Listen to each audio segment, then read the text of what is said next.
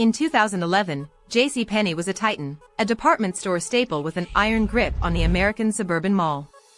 But they handed the keys to Ron Johnson, the man who built the Apple Store, believing he could replicate that sleek, high-margin magic in a middle-market retail graveyard. He didn't just fail, he performed a corporate autopsy on a living, breathing giant. What followed was a 36-month descent that incinerated billions in market value, alienated every single loyal customer they had, and serves as the ultimate cautionary tale of what happens when you treat your core demographic like a nuisance. To understand the collapse, you have to look at the math. JCPenney was doing over $17 billion in annual revenue when Johnson arrived. Within 3 years, that number plummeted by nearly 30%, and the stock price, the ultimate scoreboard, cratered from $40 down to under $7. Johnson walked into the boardroom at JCPenney with a resume that sounded like a golden ticket. He was the VP of retail at Apple, the architect of the Genius Bar, and the visionary who made buying a smartphone feel like visiting a temple. He carried an aura of disruptor arrogance that board members found intoxicating. They wanted modernization. They wanted to shed the stodgy image. They wanted to capture the younger, affluent shopper who spent their weekends browsing tech boutiques rather than hunting for clearance racks. The problem? JCPenney's customers were not Apple customers. The core JCPenney shopper was a woman, usually a mother, who prioritized value, predictability, and the thrill of the hunt. She loved coupons. She lived for sales. And Johnson decided, within weeks of taking the throne, that he would strip all of that away. He rebranded the store, aiming for a fair and square pricing strategy. No more coupons. No more fake discounts that were actually just inflated base prices. He wanted everyday low prices, transparent and simple. In theory, a business school professor might applaud this. In the real world, Johnson effectively insulted the entire customer base. By killing the sale, he killed the dopamine hit of the shopping experience.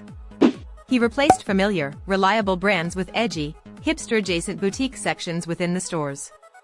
He gutted the staff, fired veteran floor managers, and introduced an aesthetic that looked like a sterile laboratory. The stores became ghost towns. He replaced sales associates with town squares, creating empty, cavernous spaces where racks used to be. It was the retail equivalent of turning a cozy diner into a brutalist art gallery. Then came the middle of the experiment, and the numbers started hemorrhaging. Investors watched in horror as the quarterly reports turned from black to deep, bloody red. By the end of his first year, the revenue gap was widening to a catastrophic level. He insisted he was just waiting for the old habits to die, but the habits were the only thing keeping the lights on. The brand equity, built over a century, began to evaporate. They weren't just losing money, they were losing their soul. Every decision Johnson made deepened the divide between the boardroom and the actual shopping floor. Even the supply chain was in shambles as he force-fed inventory that the customers didn't recognize. Then came the climax of the disaster, the holiday season of 2012. Usually, this is where retailers make their profit for the entire year. JCPenney didn't just miss their targets, they imploded. The stores were lifeless. The merchandise was unappealing to the traditional shopper, and entirely invisible to the younger demographic they had chased. The stock price nosedived, dropping double digits in a single day. The board, which had once been his biggest cheerleaders, realized they were staring at a total liquidation event. They didn't just fire Johnson, they essentially performed an emergency purge of his entire executive team, frantically trying to resurrect a dying patient that had already flatlined. But the damage was permanent. By the time they tried to bring back the coupons and the old brands, the trust was gone. The fair and square strategy had become a textbook example of corporate suicide. They didn't just lose customers, they taught them to go to Target, or to Walmart, or to Amazon. They handed their entire market share to their competitors on a silver platter, all in the name of a misguided aesthetic vision that nobody asked for.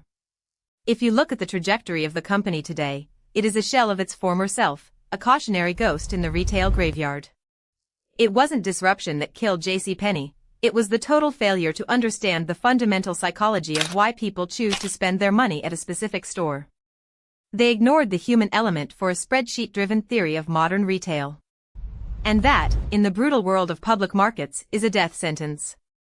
If this retail catastrophe shocked you, You must watch our video about how Sears' own CEO destroyed a 100-year legacy through a bizarre social experiment. It's the only story more tragic than this one. But tell me, do you think the board of JCPenney was more at fault for hiring Johnson, or was Johnson purely responsible for his own ego-driven blindness? Be honest in the comments. You've seen a brand you loved get ruined by a visionary CEO, haven't you?